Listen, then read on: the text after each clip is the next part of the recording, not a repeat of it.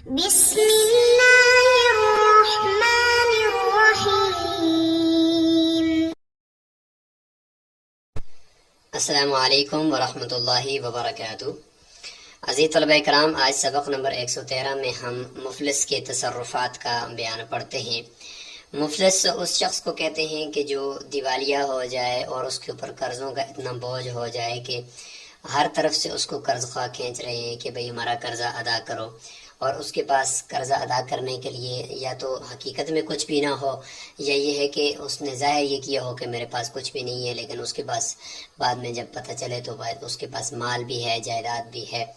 تو اب اس مفلس کے اوپر کیا حجر ہوگا، پابندی لگائی جائے گی یا نہیں لگائی جائے گی؟ اس میں ائمہ کا اختلاف ہوگا، ائمہ کے اقوال ہوں گے۔ تو جس طریقے سے یہ ہم اس میں پیچھے صفی سے متعلق اقوال تھے، تو اس طریقے سے یہاں اس مفلس کے اندر بھی کچھ اقوال ہوں گے۔ اسی طریقے سے پھر ہم یہ بھی بیان کریں گے کہ مفلس کے اوپر حجر ہے یا نہیں ہے، اور اگر اس کے پاس کوئی مال ثابت ہو گیا تو اس کو قید کریں گے یا نہیں کریں گے۔ پھر اس کے علاوہ کچھ اور اس کے تصرفات ہوں گے، تو انشاءاللہ ہمارا یہ سبق ہوگا۔ لیکن اس کے ساتھ ضمن میں جو ہمارے سبق نمبر 112 کا حصہ رہ گیا تھا کہ جو صغیر، چونکہ ایک صغر سبب ہے حجر کا، پابندی کا، تو بالغ کب ہوتا ہے بچہ، یعنی کب اس کے اوپر سے یہ پابندی ختم ہوگی اور اس کو ہم کب بالغ شمار کریں گے؟ تو سب سے پہلے ہم تھوڑا سا وہ ذکر کرتے ہیں، اس کے بعد پھر ہم مفلس کے احکام کی طرف آتے ہیں۔ یہ ہے جی کہ وہ بلوغ الغلام بالاحتلام والانزال، کہ صغیر کب بالغ بنتا ہے، تو اس کی کچھ علامات ہوں گی، ان علامات سے ہم دیکھیں گے۔ تو فرماتے ہیں کہ غلام یعنی لڑکے کا بالغ ہونا یہ احتلام کے ساتھ ہوگا، والانزالی، یا یہ کہ انزال کی ساتھ ہوگا، یعنی یا تو ہے کہ احتلام اس کو ہو جائے، اس کی منی خارج ہو جائے، جس طرح رات کو اس کو خواب آ جائے اور اس سے اس کی منی نکل جائے، والانزال، اور اس طریقے سے اس کا انزال ہو جائے اور اس صورت میں بھی اس کی منی نکل جائے۔ تو یہ کچھ علامات، بنیادی علامات آپ کو بتائی جا رہی ہیں کہ یہ علامات اگر پائی جائیں گی تو وہ بالغ شمار ہوگا، اور باقی علامات کی ضرورت نہیں ہے۔ مثال کے طور پر داڑھی کا تاخیر سے آنا، یہ بھی اس کو ہم علامت اگر بنائیں گے تو بعض جو ہے وہ داڑھی ان کی بہت تاخیر سے آتی ہے، اس کو علامت نہیں بنا سکتے۔ اسی طریقے سے جو زیر ناف بال ہیں، بغل کے بال ہیں، یہ بھی کبھی تاخیر سے آتے ہیں، تو ان کو بھی علامت نہیں بنایا جا سکتا۔ یہ ہیں اصل علامات کہ احتلام ہو جائے، انزال ہو جائے۔ والاحبال اذا وطیہ، اگر وہ بالفرض اگر وہ وطی کر لے، جماع کر لے، تو وہ حاملہ کرنے کی اس کے اندر طاقت ہو عورت کو، تو یہ کچھ علامات ہوتی ہیں۔ اگر یہ علامات 10 سال کے بعد کسی وقت بھی اگر پائی جاتی ہیں تو یہ بالغ شمار ہوگا، اور اس کے بعد اس کے اوپر سے یہ کتاب الحجر کے اندر جو ہم پابندی پڑھ رہے ہیں اقوال کی، یہ اٹھ جائے گی۔ فَإِن لَمْ يُوجَدْ ذَلِكَ، اگر ان میں سے کوئی ایک پابندی بھی یعنی علامت بھی نہ پائی جاتی ہو، کوئی ایک علامت بھی نہیں ہے، اب کیا کریں؟ تو اب عمر کا اعتبار کریں گے کہ عمر اس کی کتنی ہونی چاہیے۔ تو امام صاحب سے مختلف اقوال ہیں، ان میں سے مشہور قول امام صاحب کا ایک یہ ہے کہ حَتَّى يَتِمَّ لَهُ 18 سَنَةً عند ابی حنیفہ رحمہ اللہ، کہ پھر لڑکے کے لیے 18 سال مکمل ہو جائیں تو تب وہ بالغ شمار ہوگا، اگر کوئی علامت نہیں ہے تو۔ اگر اس سے پہلے کوئی علامت ہے تو پھر 12 سال کی اگر عمر میں علامت ہے، 13 سال کی عمر میں علامت ہی معلوم ہوگی ہے، تو اس وقت ہی یہ بالغ شمار ہوگا۔ وَبُلُوغُ الْجَارِيَةِ بِالْحَيْضِ وَالْاحْتِلَامِ وَالْحَبْلِ، اور لڑکی کب بالغ ہوتی ہے تو اس کے بالغ ہونے کی علامت یہ کہ حیض اس کو ہو جائے، جو اس کی ماہانہ ماہواری ہوتی ہے وہ ہو جائے، پیریڈ، اور اس طریقے سے یہی ہے کہ لڑکی کا جو احتلام ہوتا ہے وہ اس کو ہو جائے، والحبلی، اور اسی طریقے سے اس کو بھی یعنی اگر وہ حاملہ ہو جاتی ہے تو بس یہ بالغ شمار ہوگی۔ فَإِن لَمْ يُوجَدْ ذَلِكَ، اگر اس میں سے کوئی علامت نہ پائی جائے تو پھر کیا کریں گے؟ تو فرماتے ہیں فَحَتَّى يَتِمَّ لَهَا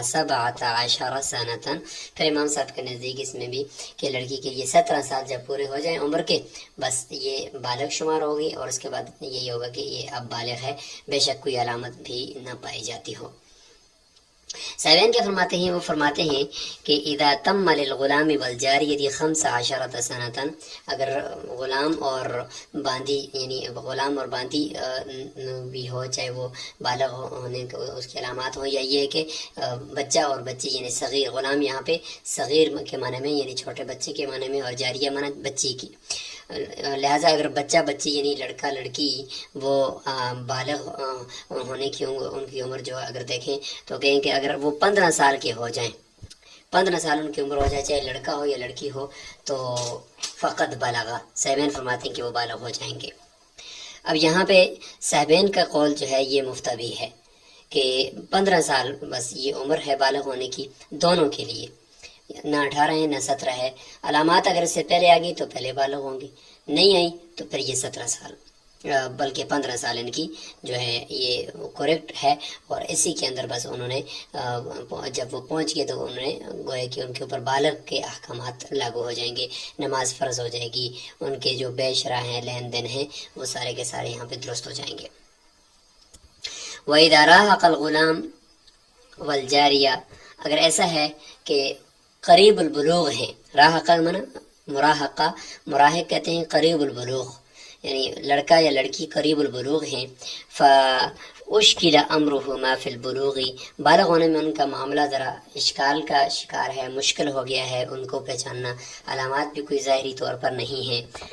تو فقالا، وہ دونوں یہ کہتے ہیں کہ فقط بلغنا، کہ ہم بالغ ہو چکے ہیں، ہمارے پاس بالغ ہونے کی علامتیں موجود ہیں، ہم بالغ ہیں، تو ظاہر ہے کہ ہم کس کا قول کا اعتبار کریں گے؟ انہی کے قول کا اعتبار کریں گے، کہ اور تو کوئی ہمارے پاس ذریعہ نہیں ہے۔ تو فالقول قولہما، ہم انہی کے قول کا اعتبار کریں گے اور ان دونوں کا قول معتبر ہوگا۔ واحکامہما احکام البالغین، پھر ہم ان کی جو احکامات ہوں گے وہ سارے کے سارے بالغوں والے احکامات ہوں گے، عبادات کے لحاظ سے، لین دین کے لحاظ سے ان کے بھی بالغوں والے احکامات ہوں گے، تو انہی کا قول معتبر ہوگا۔ امام ابو حنیفہ رحمہ اللہ یہاں سے جو شروع ہو گیا ہے مسئلہ، تو یہاں پہ مفلس کا جو حکم ہے وہ شروع ہو گیا ہے، جس طریقے سے ہم نے اس سبق کا عنوان دیا تھا، تو یہاں سے وہ شروع ہو گیا ہے۔ امام صاحب فرماتے ہیں کہ مفلس آدمی جس کو جو دیوالیہ ہو گیا ہو، قرضوں کے بوجھ تلے دب گیا ہو، تو بہت سارے قرض خواہ آگے ہیں اور بھی یہ قرضے اٹھا رہا ہے اور پچھلے قرضے بھی ختم نہیں ہوئے، تو اب اس کے اوپر پابندی لگائیں تاکہ قاضی جو ہے وہ اس کے معاملات کو خود دیکھے، پابندی لگائیں کہ بھائی آئندہ کے لیے اس کے ساتھ مزید لین دین نہ کیا جائے تاکہ مزید قرضے اس کے اوپر نہ چڑھے۔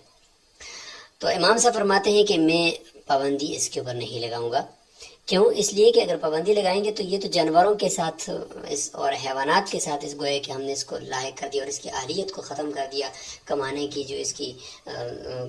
کی طاقت تھی اس کو ختم کر دیا، اور اس کو ہم مفلس بنا رہے ہیں، لوگوں کے ساتھ لین دین نہیں کر سکے گا، تو اس سے تو پھر وہ حیوانات جیسی زندگی گزار رہا ہوگا، تو یہ ضرر زیادہ ہے بنسبت اس ضرر کے کہ وہ قرضے لے کر وہ کھا رہے تو کہیں نہ کہیں سے کمائے گا تو پھر قرضہ بھی ادا کر دے گا۔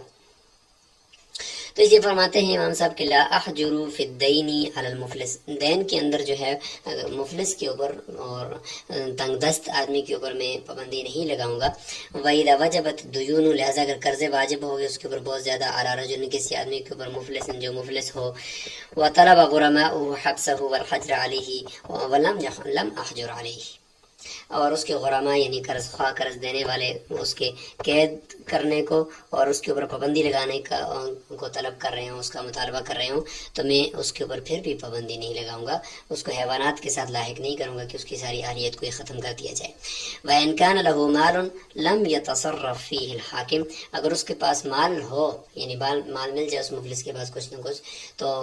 حاکم اس میں تصرف نہیں کرے گا، کیونکہ مال کا یہ مالک ہے مفلس، لہٰذا اگر حاکم اس میں تصرف کرے گا تو گویا کہ وہ اس کا مالک تو نہیں ہے، اس کی رضا کے بغیر اگر اس میں تصرف کرے گا تو وہ بے بھی پھر درست نہیں ہوگی، لہٰذا مالک جو مفلس ہے اس کو دیا جائے اور خود وہ بیچے، اور البتہ یہ کہ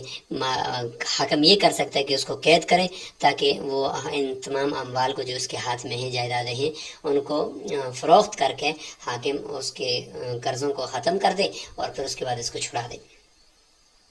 بلکہ یحبسہ ابداً، یہ کر سکتا ہے حاکم کہ وہ اس کو محبوس کر دے، قید کر دے کہ کیوں نہیں دیتے ہو آپ کے پاس جائیداد جب ہے، جائیداد ہے تو زمینیں بیچو، اگر آپ کے پاس اور کچھ نہیں ہے یہ زمینیں بیچو، آپ کے پاس یہ جو فلاں چیز ہے اس کو بیچو، تو بیچنے کے بعد آپ اپنا قرضہ ادا کرو، حتی یبیعہ فی دینہ، یہاں تک کہ وہ اس جائیداد کو اور اپنے اس مال کو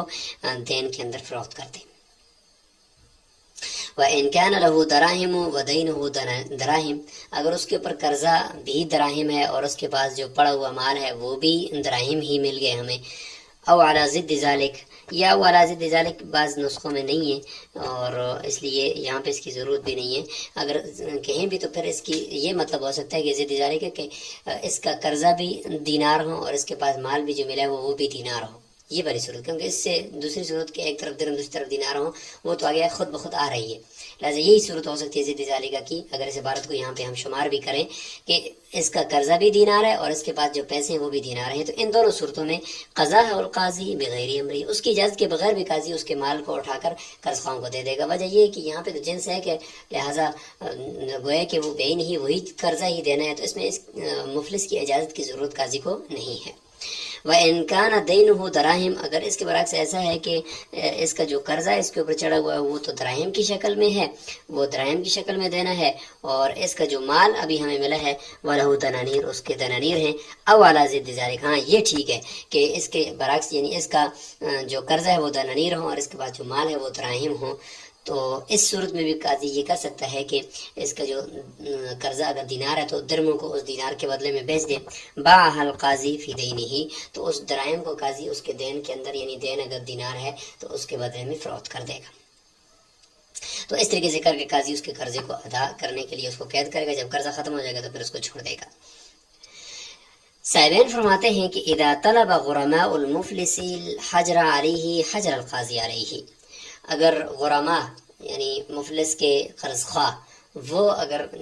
مطالبہ کرتے ہیں کہ اس کے اوپر پابندی لگائی جائے تو قاضی اس کے اوپر پابندی لگا لے گا. وَمَنَعَهُ مِنَ الْبَيْعِ وَالتَّصَرُّفِ وَالْإِقْرَارِ، اور اس کو یہ تصرف قولی جتنے بھی ہیں، بے ہے اور مزید تصرفات ہوتے ہیں، اور اقرار کرنے کی جو مزید اقرار کرنے سے تاکہ وہ مزید بوجھ نہ پڑ جائے، پچھلی قرض خواہوں کا نقصان نہ ہو جائے، تو اس کو روکے گا ان تمام تصرفات سے. حتی لا یضر بالغرماء، یہاں تک کہ دوسرے جو پرانے قرض خواہ ہیں ان کو نقصان نہ ہو جائے. وباع مالہ، اگر اس کا کوئی مال مل گیا تو ظاہر اس کے اوپر پابندی لگا دے گا لین دین کے اوپر اور اس کے مال کو فروخت کر دے گا. ان امتنع المفلس من بیعہ، اگر مفلس رکتا ہے، انکار کر رہا ہے اس مال کو بیچنے پر سے، تو لہٰذا پھر قاضی خود بیچے گا. وقسمہ بین غرمائہ بالحصص، اور حصص کی بقدر، جس کا جتنا قرضہ ہے اس کی حصص کی بقدر، سارا اٹھا کر ایک کو نہیں دینا، بلکہ جس کا جتنا قرضہ، مطلب 1 لاکھ والے کو، اور ایک کا 1 لاکھ ہے، ایک کا 50,000 ہے، تو 1 لاکھ والے کو ڈبل دینا ہے اور 50,000 والے کو جو ہے وہ سنگل دینا ہے. بے شک اس کے پاس جو زمینیں وغیرہ فروخت کرنے کے بعد مفلس کے جو کل مال بنا وہ اگر مثال کے طور پر 10,000 روپیہ بنا ہے یا 15,000 روپیہ بنا ہے، تو قرضہ اس کے اوپر مثال کے طور پر 1.5 لاکھ ہے، تو لاکھ والے کو 10,000 دینے ہیں اور 50,000 والے کو 5,000 دینے ہیں. اس طریقے سے کر کے دینے ہیں ان کی حصص کی بقدر. فإن أقر في حال الحجر بإقرار مال، اگر وہ پابندی کی حالت کے اندر اقرار کر لیتا ہے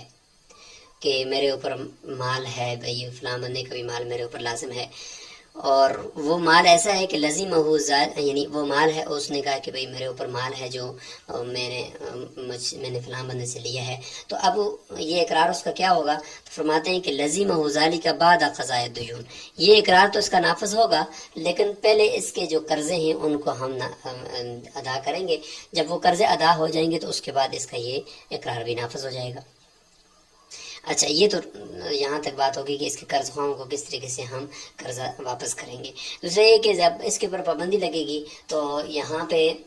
صاحبین ہی کے قول کو مفتبی قرار دیا گیا کہ پابندی اس پہ لگا دینی چاہیے، تاکہ یہ ہے کہ جو مزید ہے قرضہ یہ نہ لے، مزید جو ہے وہ لوگوں کے سے قرضے لے کر اقرار کر کے بہت سارے قرضوں کے بوجھ تلے دبے گا، تو پہلے سے جو لوگ قرض اپنا لینے کے انتظار میں ہیں ان کو پھر نقصان ہوگا. اس لیے صاحبین کے قول کے مطابق اس کے اوپر پابندی لگائی جائے گی. دوسرا صاحبین یہ فرماتے ہیں کہ جب مال ہونے کے باوجود وہ قرضہ ادا نہیں کرتا تو گویا کہ یہ ٹال مٹول کر رہا ہے، اور لہٰذا قاضی کو فل اختیار ہے کہ وہ اس کی جائیدادوں کو، نقدی کو، سب کو وہ بیچ بٹا کر اس کے قرضے کو ادا کر سکتا ہے. صرف امام صاحب کا قول یہ تھا کہ نقدی کو تو کر سکتا ہے لیکن جائیداد وغیرہ کو فروخت نہیں کر سکتا، لیکن صاحبین کا مفتبی قول یہی ہے کہ سب کو بیچنے کا اختیار قاضی کو ہے. تو یہ ہو گیا جی مسئلہ یہاں تک. اور اب آگے چلتے ہیں کہ اس کی کچھ حاجات اصلیہ بھی ہوں گی جب اس کے اوپر پابندی لگ جائے گی اور لین دین سے اس کو روکا جا رہا ہے، تو پھر اس کے جو مال ہے اگر کچھ مل گیا ہے تو ظاہر ہے کہ اس کی بیوی بچے بھی ہوں گے، اس کے والدین بھی ہوں گے، ان کے اوپر خرچ بھی تو کرنے ہیں نا، تو اب کیا کریں؟ تو فرماتے ہیں کہ ان کے اوپر بہرحال خرچ کیا جائے گا اس کے مال میں سے، کہ وَيُنْفَقُ عَلَى الْمُفْلِسِ من مالہ، مال میں سے اس مفلس کے اوپر بھی خرچ کیا جائے گا جتنا اس کو ضرورت ہے، وعلی زوجتی، اور اس کی بیوی پر بھی، واولادہ الصغار، اور اس کی چھوٹی اولاد کے اوپر بھی، وذوی الارحام، اور ذوی الارحام میں سے وہ جو اس کے زیر کفالت ہیں، بھائی ہیں اس کے، بہنیں ہیں، جو بھی ہیں، ان کے اوپر بھی خرچ کیا جائے گا۔ تو خلاصہ یہ کہ جتنی بھی حوائج اصلیہ ہیں مفلس کی، ان میں اس کے مال کو خرچ کیا جا سکتا ہے۔ وَإِن لَّمْ يُعْرَفْ لِلْمُفْلِسِ مَالٌ، اگر مفلس کا کوئی مال بھی معلوم نہیں ہوا، وَطَلَبَ غُرَمَاءُ حَبْسَهُ، اور ادھر سے قرض خواہ جو ہے وہ مسلسل اس کے قید کرنے کا مطالبہ کر رہے ہیں، اور وہ آگے سے کہہ رہے کہ لا مال لی، میرے پاس کوئی مال نہیں ہے، تو حبسہ الحاکم، حاکم اب چونکہ ہمیں تو پتہ نہیں ہے کہ اس کے پاس مال ہے، یعنی یہ انکار کر رہا ہے، اور غرماء آلریڈی دوسری طرف سے اس کو قید کرنے کا مطالبہ کر رہے ہیں، تو اب ہم کیا کریں؟ کہتے ہیں کہ ہم کچھ علامات تو دیکھیں گے نا کہ کن علامات کی وجہ سے ہم اس کو قید کریں، کوئی جواز تو ہمارے پاس ہو، کیونکہ یہ تو انکار کر رہا ہے، اور مال جو ہے وہ قرض خواہوں نے گواہوں سے ثابت بھی نہیں کیا کہ اس کے پاس کوئی مال ہے یا نہیں ہے۔ تو اب ہم کچھ علامات مقرر کرتے ہیں۔ ایک علامت تو یہ ہے کہ اس کے اوپر یہ دین کس طریقے سے آیا۔ ظاہر ہے کہ دین جب آیا تو اس نے کوئی چیز خریدی تھی تب دین آیا ہے، تو اگر خریدی ہے تو وہ خریدی ہوئی چیز کہاں ہے تاکہ ہم اس کو بیچ کر اس کا قرض ادا کریں۔ لہٰذا یہ ہمارے پاس ایک دلیل ہے کہ اگر کوئی دین کسی چیز کے خریدنے کی وجہ سے آیا تو ہم اب اس کو قید کریں گے، کہ ہم کہیں گے کہ چلو کچھ نہ کچھ تیرے ہاتھ تو آیا تھا نا۔ اسی طریقے سے اس نے کوئی عقد کر دیا، یہ تو عقد کے اندر ہو گیا۔ مار اس نے مقرر کر دیا، تو ظاہر ہے کچھ اس کے پاس ہوگا تو تب اس نے شادی کے لیے مار مقرر کیا ہے نا، لہٰذا اس صورت میں بھی اس کو قید کر سکتے ہیں۔ اور اسی طریقے سے ہم اس کو اس قرضوں کے بدلے میں بھی کر سکتے ہیں جو اس نے کسی کی ضمانت اٹھائی ہے، کفالت اٹھائی ہے، تو ہم کہیں گے بھائی اگر اس کے پاس کچھ نہ ہوتا تو کبھی کسی کی ضمانت نہ اٹھاتا، کچھ تھا تو ضمانت اٹھائی اس نے، لہٰذا ان قرضوں کے اندر تو قید کریں گے۔ لیکن کچھ قرضے ایسے ہوتے ہیں جو اس کے اوپر چڑھے ہیں لیکن بدلے میں ہمیں نہیں پتا کہ اس کے پاس کچھ آیا نہیں آیا۔ مثال کے طور پر کسی کو زخمی کیا تو اس کی دیت ہے، کسی کا ہاتھ توڑا ہے تو اس کی دیت ہے، کسی کو قتل کیا تو اس کی دیت۔ تو اب ان جو چیزیں ہیں ان کی دیت کے ہمیں یہ اندازہ نہیں ہے کہ اس کے پاس کچھ تھا تو دوسرے کو قتل کیا، یہ دلیل ہمیں نہیں ملتی اس کے پاس مال ہونے کی، اس لیے ان قرضوں میں اس کو قید نہیں کریں گے۔ ہاں اللہ یہ کہ اگر کوئی گواہ قائم ہو جاتے ہیں کہ نہ اس کے پاس مال ہے تو پھر اس صورت میں بھی قید کریں گے۔ اس لیے فرماتے ہیں کہ فی کل دین، ہر اس دین کے اندر اس کو ہم قید کریں گے کہ جو دین لازم ہوا ہو اس کے اوپر، لازم ہو بدلا عن مال، ایسے مال کے بدلے میں اس پر لازم ہوا کہ حاصل فی یدہ، کہ وہ مال اس کے ہاتھ میں حاصل ہوا ہے، اور اس مال کے بدلے میں اس کے اوپر دین لازم ہوا، تو وہ مال کہاں ہے؟ تو ہمارے پاس ایک دلیل یہ بن گئی کہ اس کے پاس کچھ نہ کچھ ہے جو اس نے خریدا ہے، وہ کدھر ہے؟ وہ دیتا نہیں ہے۔ مثال کے طور پر قسمن المبی، مبیع کا ثمن اس پر لازم ہے، تو وہ مبیع کہاں ہے؟ تو یہ مبیع کا جو ہے یہ ایسے مال کے بدلے میں یہ ثمن اس پر لازم ہوا جو مال اس کے ہاتھ میں آیا ہے۔ وہ بدل القرض، اور قرضے کا بدل ہے، جو قرض لیا تو وہ قرض لے کر وہ پیسے کدھر لے کر گیا، تو ذرا واضح کر اس کو۔ وفی کل دین، اور ہر اس دین کے بدلے میں قید کیا جائے گا اس کو، التزمہ ہو، جو اس نے خود اپنے اوپر لازم کیا ہے، بعقد، کسی عقد کی وجہ سے، جیسے کل مہری والکفالتی، مہر آپ بیوی کے لیے مقرر کر لیا، کفالت کیا، تو جب یہ کام کرتا تھا تو کچھ جیب کی طرف اس نے دیکھا ہوگا نا، جیب نے اجازت دی ہوگی تو تب اس نے یہ کسی کی ضمانت اٹھائی ہے، لہٰذا قید کرو اس کو تاکہ بتائے۔ لیکن ولم یحبسہ فیما سوا ذالک، اس کے علاوہ جتنے بھی دیون ہیں جن کے اندر ہمیں پتہ نہیں چلتا کہ اس کے ہاتھ میں کچھ آیا یا نہیں آیا، قید نہیں کریں گے۔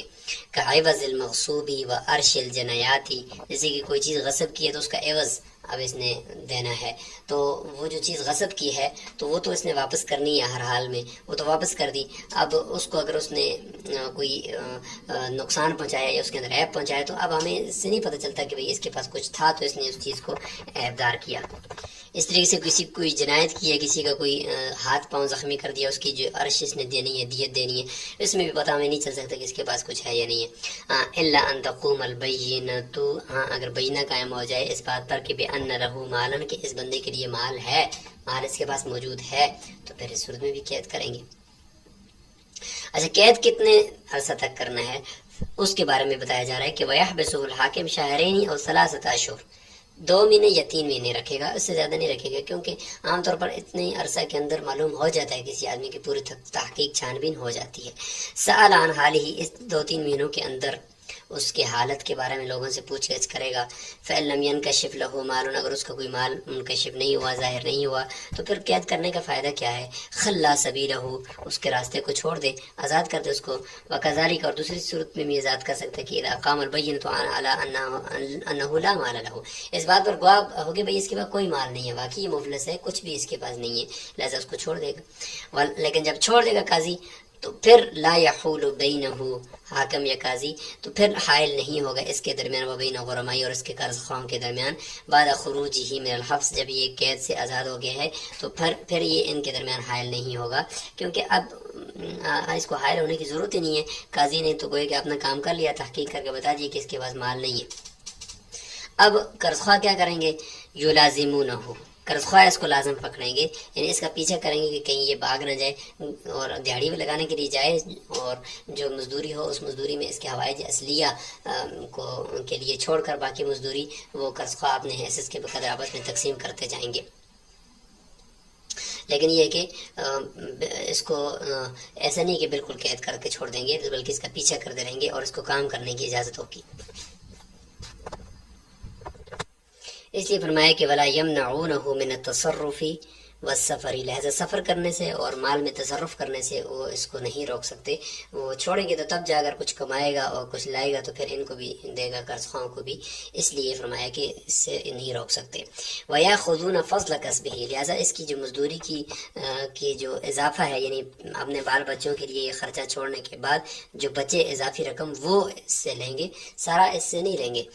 فیقسم بینہم بالحصص، یا فیقسم بینہم، لہذا تقسیم کیا جائے گا جو مزدوری ہوگی وہ اس کو ان کے درمیان، ان کی حصص کے بقدر، جس کا قرض زیادہ ہے تو اس کی بقدر ملے گا، جتنے فیصد جس کا قرض ہے تو اتنے فیصد اس کو مزدوری میں سے بھی ملے گا۔ وقال ابو یوسف و محمد رحمہم اللہ، صاحبین رحمہم اللہ فرماتے ہیں اذا فلسہ الحاکم حال بینہ و بین غرمائہ، اگر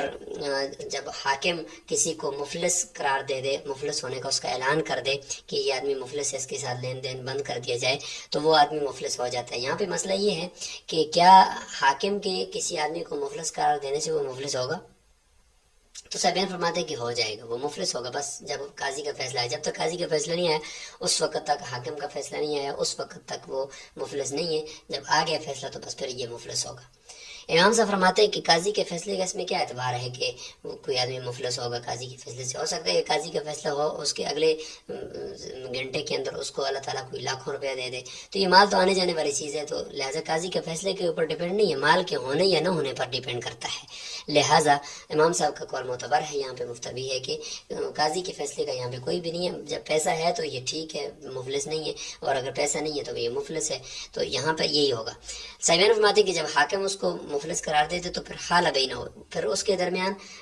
مفلس کے درمیان اور اس کے قرض خواہوں کے درمیان حائل ہوگا، کہے گا کہ بھئی اب اس کو ہم نے مفلس قرار دے دیا ہے، لہٰذا اب اس کو آپ نے گھسیٹنے کی کیا ضرورت ہے، اس کو قید کرنے کی کیا ضرورت ہے، اس کے اوپر پابندی لگ چکی ہے۔ ہاں الا ان یقیم البینہ، الا یہ کہ قرض خواہ بینہ قائم کر لیں گے، انہ قد حصل له مال، کہ اس کے پاس مال ہے، ابھی نیا مال آ چکا ہے، تو پھر قاضی جو ان کے درمیان حائل نہیں ہوگا، کہے گا ٹھیک ہے اب اس سے بھی وصول کرو۔